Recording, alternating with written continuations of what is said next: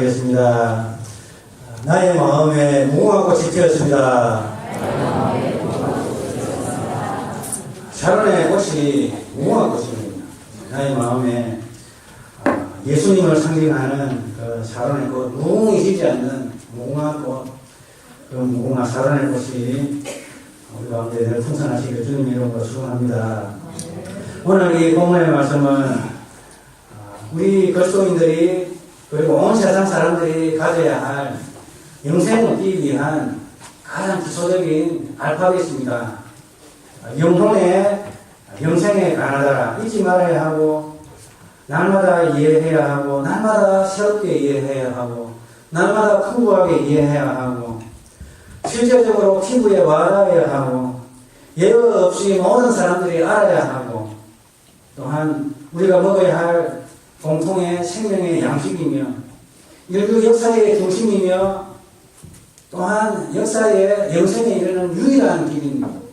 바로 하나님과 사람과의 이 회복과 만남이 이루어지는 가장 핵심적이고 가장 중요하고 유일한 그러한 공식이 있습니다. 그것은 바로 요한복음 3장 16절 말씀입니다. 성경의 핵심적인 이러한 내용이 이 구절 속에 포함이 되어 있습니다. 이 한 구절로 성경을 다 설명할 수가 있습니다. 하나님 세상을 이처럼 사랑하사 독생자를 주셨으니 이는 저를 믿는 자마다 멸망치 않고 영생을 얻게 하려 하심이니라. 오늘 여기 나와 있는 16절에 이처럼이라는 이 접속사가 하나 있습니다. 이것은 무슨 말인가 하면 이와 같은 방식으로 하는 뜻입니다. 하나님께서 세상을 사랑하셔서 원수된 하나님과 우리 사이를 아들을 죽이기까지 하심으로 이러한 방식으로 사랑하셨습니다. 왜 이렇게 하셔야만 하셨는가? 왜 원수를 위하여 아들을 죽이면서까지 그렇게 과격한 사랑을 표시를 하셔야만이 되셨는가? 꼭 안아주시고 사랑한다 말하시고 그저 우리에게 잘해주시면 되는 것이 아닙니까? 왜 자신의 아들 하나밖에 없는 독생자를 인간의 육신을 입고 오셔가지고 그를 죽여야만이 우리와 하나님과의 관계가 회복이 되어지는 그러한 사람을 왜 하나님께서는 이렇게 말도 되지도 않는 엄청난 이러한 일을 하시면서까지 우리를 사랑하셔야만 했는가? 왜 그랬을까요? 그렇지 않으면 죄 사함을 받지 못하기 때문이겠습니다. 히브리서 9장 22절에 보면은 피 흘림이 없이는 죄 사함이 없나니라고 했습니다. 누군가의 피가 흘리지 않으면은 죄를 사할 길이 없다라고 성경은 이야기하고 있습니다. 그런데 죄 사함을 받기 위하여 꼭 하나님의 독생자 아들의 피만이 유효했던 것인가? 세상에는 얼마나 피가 많습니까? 짐승의 피, 소의 피, 돼지 피, 그리고 각종 짐승의 피, 새의 피, 물고기도 피가 있습니다. 피, 조개도 피가 있고요. 그리고 인간에게도 피가 있습니다. 많은 피가 있습니다. 그러나 이러한 피들이 적합하지 않다고 이야기하고 있습니다. 오직 흠없고 정없는 어린 양 같은 그 보배로운 피만이 우리의 죄를 사할 수 있는 그러한 은혜를 주신다는 것입니다. 그래서 하나님이 인간이 되시어 인간 대신 죄 없는 피를 흘려서 죄 사함을 가져다 주시기로 작정을 했습니다. 그런데 왜 꼭 죄 사함을 받아야만이 지옥으로 가지 않습니까? 그래도 죄인 이대로 우리 모습 이대로 가면 되지 않습니까? 하나님이 그렇게 하실 수 없습니까? 라고 질문을 하실 수 있는 분이 있습니다. 왜 꼭 죄가 사해져야 깨끗하게 돼야 멸망치 않고 영생을 얻습니까? 라고 질문하실 것입니다. 왜냐하면 죄 사함을 받지 않으면 다 지옥으로 가기 때문인 것입니다. 지옥은 어떤 곳입니까? 천사장, 범죄한 천사장 루시퍼와 그를 추종하는 범죄한 천사들이 가는 곳입니다. 지옥은 본래 범죄한 천사들을 위하여 예비되었으나 사람들이 마귀를 따르게 되므로 사람들 또한 가게 되는 곳이기도 합니다. 그래서 마태복음 25장 41절에 보면은 또 왼편에 있는 자들에게 이르시되 저주를 받은 자들아 나를 떠나 마귀와 그 사자들을 위하여 예비된 영원한 불에 들어가라 라고 해드립니다. 그래서 우리가 죄를 지었습니다. 하나님을 반역하였습니다. 루시퍼가 우리를 빼었습니다. 우리의 첫조상을 빼었습니다. 선악을 알게 하는 나무를 따먹으면, 실과를 따먹으면 너도 하나님처럼 된다. 하나님께서 왜 그거 먹지 말라고 하는가? 하나님께서 질투해가지고 너도 하나님 될까 싶어서 이렇게 먹지 말라고 한 것이다. 안 죽었다. 먹어봐라. 자, 먹었습니다. 결국에는 그 결과가 무엇입니까? 자, 그 결과가 무엇입니까? 옆에 우리 자고를 보십시오. 그 결과가 여러분들입니다. 자, 시작. 그 결과가 무엇입니까? 여러분, 우리입니다. 죽잖아요. 죽지 않은 존재로 만들어놨는데 다 먹었으니까 죽잖아요. 다. 한 사람도 빠짐없이 흙으로 다 돌아갑니다. 자, 그런 우리의 존재입니다. 자, 그러한 마귀의 게임에 빠져서 자신의 존재의 이러한 권리를 마귀에게 양도한 것입니다. 마귀에게 양도한 것입니다. 마귀를 따라가면서 마귀에게 우리 인생과 이 지구상에 있는 모든 주권들을 마귀에게 이양시켜버린 것입니다.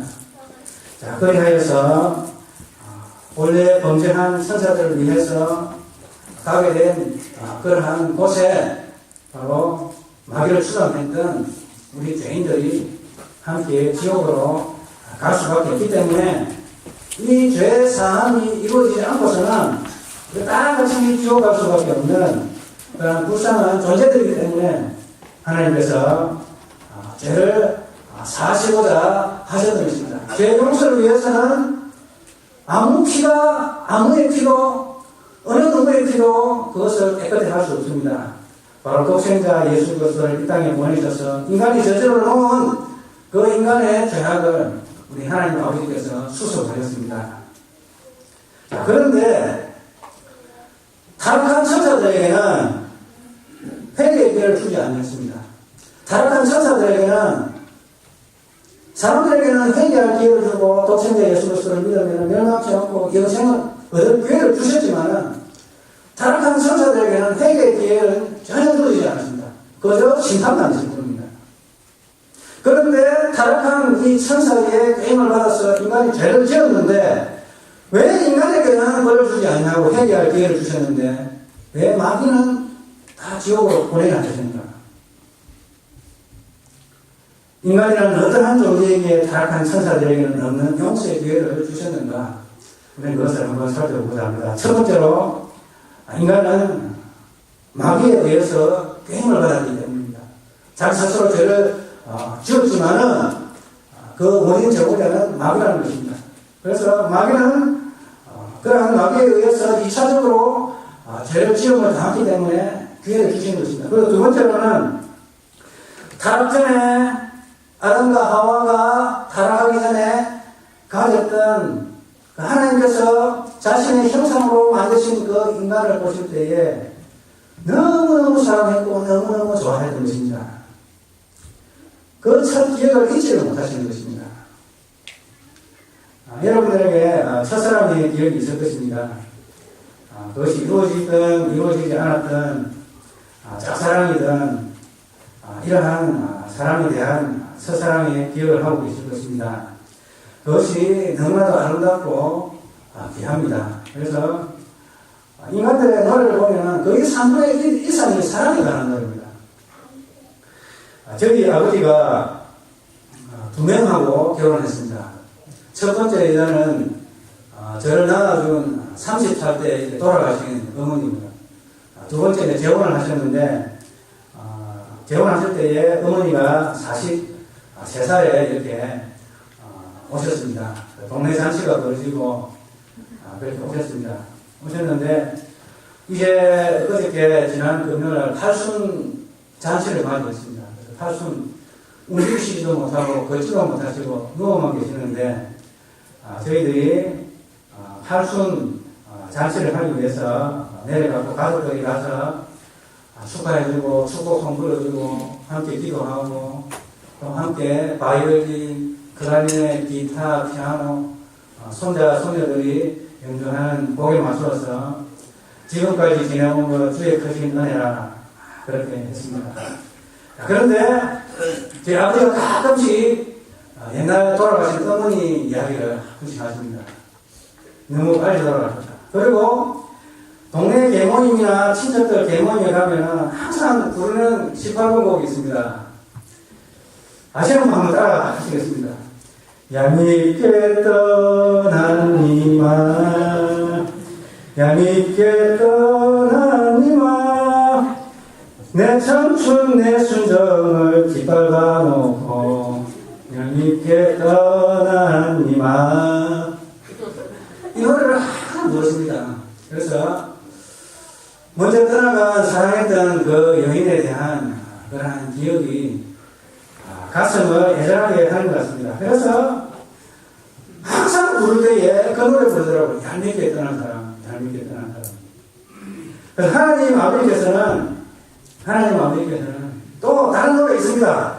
다른 노래 있지만은 내가 죽어서 내가 산다면 눈이 부시게 푸르는 날은 그리운 사람을 그리워하자. 이러한 사랑에 관한 이러한 노래가 우리의 마음을 울리고 우리를 애달도록 가슴 저리게 하는 것이 사랑에 관한 그러한 기억입니다. 그래서 하나님께서 우리 인간을 지으셨을 때에 어떤 표현을 하셨습니까? 창세기 1장 36절 하나님이 그 지으신 모든 것을 보시니 신이 좋았더라. 하나님께서 인간까지 다 짓고 난 다음에 보실 때에 신이 좋았다라고 이야기하고 있습니다. 좋았다라고 하는데 신이라는 이 표현이 이 세상에서 표현할 수 있는 가장 최고의 극도의 이러한 표현이다라고까지만 이렇게 설명이 되어 있습니다. 그래서 하나님께서 우리 인간을 만드시고 난 다음에 보실 때에 너무 좋았다는 것입니다. 그래서 이러한 표현을 우리 한글 사전에 보면은 매우 심히 대단히라는 표현이 있습니다. 그런데 이 표현을 가지고 표현하기가 상당히 어렵습니다. 그래서 경상도 말로 억수로 좋다. 억수로 좋았더라. 그러니까 숫자로 표현하면은 말할 수 없는 그 억의 단위까지 너무 좋았더라라고 표현을 하고 있습니다. 여러분, 이 주님은 우리를 향한 물론 범죄를 했지만은 하나님의 형상대로 자신의 형상대로 우리의 모양을 따라 우리의 모습대로 사람을 만들자 해가지고 하나님처럼 똑같은 인간을 만드셨습니다. 그것을 볼 때에 얼마나 기쁘고 즐거웠고 사랑스러웠고 힘이 좋았던지 너무너무 좋았던지입니다. 그래서 이 하나님께서는 우리 사람에 대한 이 처기억을 가지고 계십니다. 그래서 그것을 그 사람을 되찾겠다는 것입니다. 주님과 함께 동산을 거닐었던 에덴 동산을 거닐었던 그 사랑 넘치는 사랑스러웠던 그 인간의 그 사랑을 내가 다시 되찾겠다. 그리하여서 우리 주님께서는 바로 그것을 되찾기 위해서 값을 지불하시기로 작정하셨던 것입니다. 우리 주님께서는 우리를 너무너무 사랑하셔서 천사 또한 이것을 흠모할 정도로 천사 또한 하나님께서 우리를 얼마나 사랑하셨으면 자신의 목숨을 버리면서까지 그 지은 자기가 똑같이 죄를 지었는데 우리는 지옥 멸망길로 천사들은 지옥 멸망길로 가지만 사람들에게는 다시 한번 기회를 줌으로 말미암아서 그 하나님과의 그 사랑을 회복하는 그 기회를 주셨는데 과연 이 인간들 무엇이길래 그리고 이 인간들을 사랑하는 하나님의 사랑이 과연 얼마나 깊고 놀라운 것이기에 천사들이 이것을 흠모하면서 이것을 살펴보기를 원했다. 하나님께서는 인간들에게 주시기로 하신 것입니다. 그래서 베드로 사도가 베드로전서 1장 12절을 보면은 이 섬긴 바가 자기를 위한 것이 아니요 너희를 위한 것이니 계시로 알게 되었으니 이것은 하늘로부터 보내신 성령을 힘입어 복음을 전하는 자들에게 이제 너희에게 알린 것이요 천사들도 살펴보기를 원하는 것이니라 라고 했습니다. 하늘에 있는 천사들도 허무하는 얼마나 하나님께서 사랑하시길래 자신의 독생자를 인간의 모습으로 보내셔서까지 그 아들을 죽이면서까지 인간들을 사랑하셨는가. 바로 주님께서는 우리를 향한 그 사랑의 기억을 가지고 계십니다. 그 사랑의 기억, 바로 그것이 우리 주님께서 자신의 아들을 십자가에 못 박게 했고 지금까지 우리를 구원하시기 위해서 구원의 역사를 이루어 가시는 그러한 일입니다. 하나님께서는 우리 인간에 대한 지극히 그 사랑의 그 기억을 잊지 못하시고 되찾겠다는 것입니다. 구원받은 성도라 할지라도 주님께서는 성도들에게 주님과의 이 첫사랑을 귀하게 여기라고 말씀하십니다. 그래서 요한계시록에 있는 에베소 교회에게 편지를 할 때에 우리 주님께서는 계시록 2장 4절 5절 그러나 너를 청론할 것이 나니 너의 처음 사랑을 버렸느니라. 그러므로 어디서 떨어졌는지를 생각하고 회개하여 처음 행위를 가지라. 만일 그리하지 아니하고 회개하지 아니하면 내가 내게 가서 내 촛대를 그 자리에서 옮기리라. 우리 주님께서 우리에게 요구하시는 것은 그렇습니다. 첫사랑을 회복해라. 첫사랑을 회복. 우리 주님께서는 우리가 주님을 만났을 때의 그 기쁨과 감격, 그것을 기억하고 주님을 사랑했던 그 사랑의 기억을 잊지 말라는 것입니다. 우리 주님께서는 하나님께서는 그것을 잊지 못하고 계십니다. 우리 또한 잊지 말아야 하는 것입니다. 그럼 하나님께서 왜 죄인된 우리를 천사보다 귀하게 여기시고 천사들에게는 주지 아니했던 그 회개의 기회를 죄악된 인간들에게 주셨습니까? 그것은 바로 약속을 이루시기 위함입니다. 약속을 지키시는 주님입니다. 약속 그리고 구원. 이 약속에는 사단 마귀와의 일종의 거래가 있었습니다.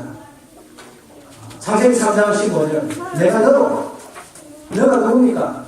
사단 마귀입니다. 너로 여자와 원수가 되게 하고 내 후손도 사단 마귀의 후손도 여자의 후손과 여자의 후손이라는 바로 메시아 그리스도 하나님의 자녀를 말합니다. 여자의 후손과 원수가 되게 하니 여자의 후손은 내 머리 사탄 마귀의 머리를 상하게 할 것이요 그리고 여자의 후손 예수 그리스도는 사탄 마귀의 발꿈치를 상하게 할 것이니라 하시고 그러나 이 거래는 마귀를 위한 거래가 아니고 인간을 되찾기 위한 그러한 거래였습니다. 요한복음 3장 16절 다같이 암송하시겠습니다. 시작. 하나님이 세상을 이처럼 사랑하사 독생자를 주셨으니 이는 저를 믿는 자마다 멸망치 않고 영생을 얻게 하려 하십니다. 여기 보면 독생자를 주셨으니 라는 이 주셨다는 이 말은 헬라어로 번역을 하면은 값을 지불했다라는 그런 표현이 되겠습니다. 그냥 독생자를 갖다가 그냥 풀어가지고 보낸 것이 아니라 주신 것은 독생자를 주신 것은 값을 지불한 것입니다. 우리의 죄를 용서하기 위해서 그 값을 지불했는데 그것이 바로 하나밖에 없는 독생자의 목숨이었다는 것입니다. 저를 믿는 자마다 멸망치 않고 영생을 얻게 하려 하십니다. 우리를 되찾기 위해서 값을 지불했습니다. 그래서 구원받은 백성은 지불하고 얻은 존재입니다. 무엇을 지불하고 구원을 받았습니까? 바로 독생자를 지불하고 우리를 사신 것입니다. 그러므로 우리는 값으로 비교할 수 없는 굉장히 비싼 그러한 존재입니다. 자, 여러분은 얼마짜리 인생이십니까? 여러분의 연봉이 얼마짜리인지, 여러분이 가지고 있는 부동산이 얼마인지, 은행에 있는 여러분의 돈이 얼마나 있는지 등등 여러분에게 붙어있는 액세서리의 가치를 묻는 것이 아닙니다. 여러분은 얼마짜리입니까? 자, 한번 아시는 분 아시겠습니다. 자, 대답해 보시겠습니다. 여러분은 얼마짜리 인생입니까? 자, 그냥 털을 들어오니까 그냥 아무 소리도. 여러분은 얼마짜리입니까? 예? 거기 이야기하세요. 거기. 천하보다 그냥. 그만큼 틀리지는 않았어요. 틀리지는 않는데 정확한 표현은 아닙니다. 자, 야, 여러분 얼마짜리입니까? 예수님짜리. 예수님을 지불하고 우리를 사셨으니까 우리는 예수님짜리입니다. 그러니까 우리는 너무너무 귀한 존재입니다. 무슨 직장을 다니고 얼마를 벌고 또 얼마나 돈이 있고 얼마나 많이 배웠고 또 얼마나 건강하고 이러한 어찌 보면은 우리 속에 우리에게 붙어있는 이 액세서리 아무리 붙여봐야 우리가 가지고 있는 우리의 가치에 비하면 아무것도 아닙니다. 자, 액세서리 아무것도 없어도 됩니다. 바로 우리는 예수님을 지불하고 우리를 사시기 때문에 우리는 예수님 딸인 줄 믿으시길 바랍니다. 우리 낙지 작업을 보시면서 이야기했습니다. 당신은 예수님 딸인 줄 이전에는 미처 몰랐습니다.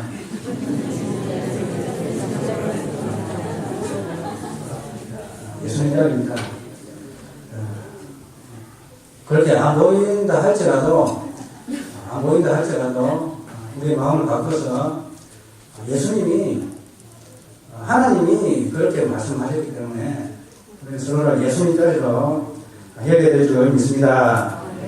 자, 그렇다면 하나님께서 이와 같은 방식으로 사랑하신 이유는 마귀에게는 주지 아니했던 그러한 구원의 기회, 회개의 기회를 우리에게 주신 그 이유는 마귀가 저를 먼저 유도를 했고요. 그 다음 우리는 하나님의 형상으로 지음받은 그러한 존재이고요. 그리고 하나님께서 우리에 대한 그 첫사랑을 잊지 못하시는 것이고 그것을 되찾으려고 하시는 것이고요. 또 약속을 이루시기 위함인 것입니다. 그런데 우리 주님께서는 이러한 사랑을 우리에게 주시고 난 다음에 우리에게 요구하는 것이 있습니다. 똑같은 수준의 사랑을 우리에게 요구를 하십니다. 주님께서 우리에게 주신 주님을 향한 주님께서 우리에게 주님을 향한 목숨을 건 사랑을 요구를 하십니다. 마태복음 22장 37절에서 40절을 한번 찾아보시겠습니다. 마태복음 22장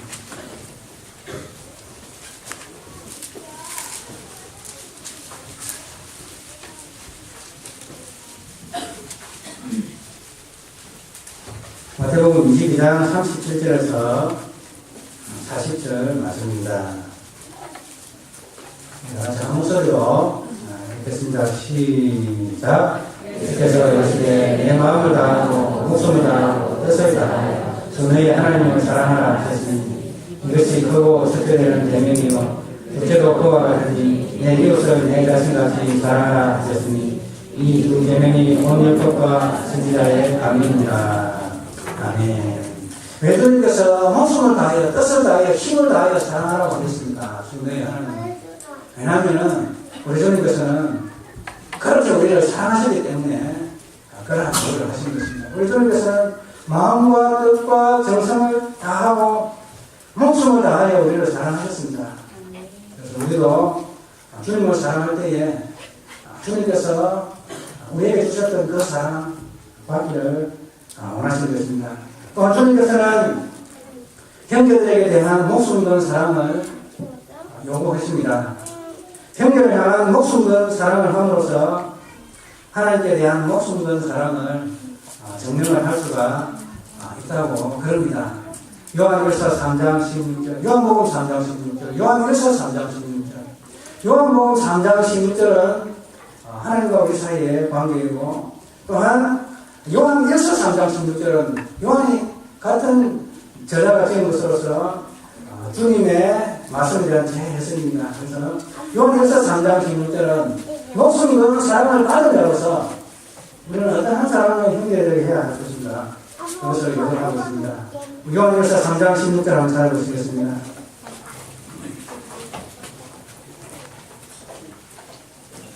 요한일서 3장 16절. 대가족의 신학성경 392쪽에 있습니다. 요한일서 3장 16절. 다 찾으신 분만 함께 읽습니다. 시작. 그가 우리를 위하여 목숨을 버리셨으니 우리가 이로써 사랑을 알고 그도 형제를 위하여 목숨을 버리는 것이 마땅하다. 아멘. 보인과 형제를 사랑하지 않고서 보이지 않는 바 하나님을 사랑할 수는 없는 법입니다. 요한일서 4장 19절에서 21절 우리가 사랑하면 그가 먼저 우리를 사랑하였습니다.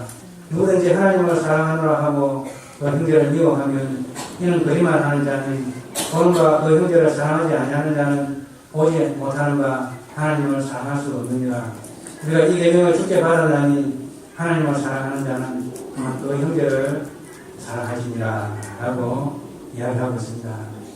그래서 하나님을 사랑한다는 것과 내 이웃을 사랑한다는 것은 하나의 것입니다. 톰이라는 이 사람은 이러한 글을 적었습니다. 내 영혼을 구하려는 노력과 내 이웃을 도우려는 노력도 하나이다 라고 이야기하고 있습니다. 행복이란 남을 행복하게 해줄 때 얻어지는 부상입니다. 행복은 설날처럼 모두 나눠가는 기쁨이다 라는 말이 있습니다. 그래서 행복이란 남을 행복하게 해줄 때에 얻어지는 부상물이다 라고 이야기하고 있습니다. 그래서 우리가 형제를 사랑할 때에 그리고 목숨 건 사랑을 할 때에 우리 속에 그리스도의 사랑이 느껴지고 보여지고 증거되어지고 하는 것입니다. 하나님을 사랑하는 것, 하나님을 사랑하는 것은 바로 우리 형제자매들을 서로 사랑하는 것입니다. 그래서 구약시대 때에 예수님의 이 오실 것에 관한 십자가에 태워 죽으시기 위해서 오실 것에 관해서 350여회가 예언이 되어 있습니다. 그 예수님은 약속대로 오셨습니다. 그 예수님의 이 오심은 역사를 구분하는 세계사의 태양과 같은 그러한 획을 그어놓았습니다. AD와 BC로 구분하였습니다. 예수님 오시기 전 그리고 예수님께서 오신 이후 AD는 아노 동인이라는 것으로 주께서 다스리신다라는 그런 뜻입니다. 그래서 역사의 획을 가로지르는 그런 세계사의 태양과 같은 그 사건이 바로 예수님께서 이 땅에 오셔서 우리를 위해서 피 흘려 죽으신 그 사건입니다. 그럴 뿐만 아니라 주님께서 재림에 관한 그런 약속을 하셨습니다. 신약성경이 216장으로 구성이 되어 있는데 그것에 예수님에 관한 재림은 317번이나 이렇게 예언이 되어져 있습니다. 예수님은 약속대로 다시 오실 것입니다. 그래서 재림하신 주님을 반가이 맞이해야 할 텐데요. 우리가 무덤 속에서 잠자는 그 순간으로 맞이할지 아니면 우리가 살아생전에 우리 세대에 주님의 재림을 맞이할지 우리는 아무도 알 수가 없습니다. 그러나 분명한 것은 주님을 반가이 맞이할 수 있는 그 비결을 성경에서는 분명하게 명시하고 있습니다. 요한일서 4장 16절에서 18절 우리 다 같이 한번 찾아보시겠습니다. 요한일서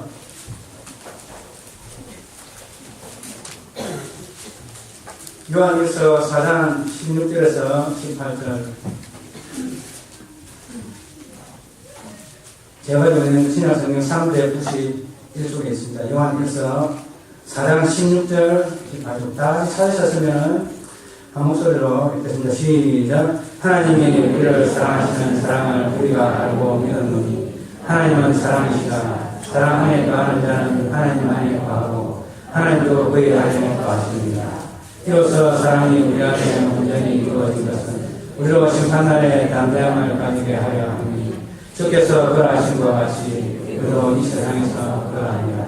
사랑 안에 두려움이 없고 온전한 사랑이 두려움을 내주나니 두려움에는 형벌이 있으며 투명한 자는 사랑 안에서 온전히 이루지 못하였느니라. 아멘.